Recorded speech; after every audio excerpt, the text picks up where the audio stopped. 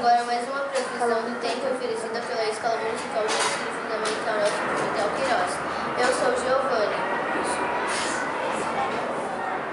Eu sou Alice. Bom dia. Nossa previsão é realizada pelos nossos colegas meteorologistas a partir da observação do tempo no bairro do Jabaquara e vale para a região sul da cidade de São Paulo. Esta é a nossa apresentadora Juliane, que fará a tradução da previsão com imagens para as pessoas com deficiência auditiva e ou intelectual. Temperatura hoje em São Paulo, a temperatura está fria.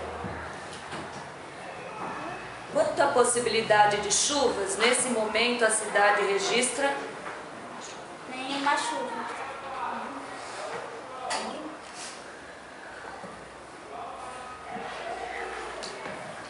Nuvens. Já em relação à nebulosidade da cidade de São Paulo, tem nesse instante nenhuma nuvem.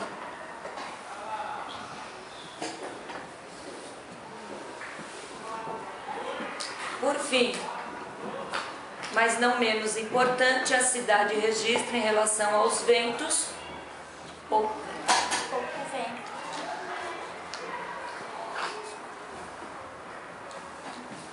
Esta foi a previsão de hoje para o bairro de Jabaquara, na zona sul de São Paulo.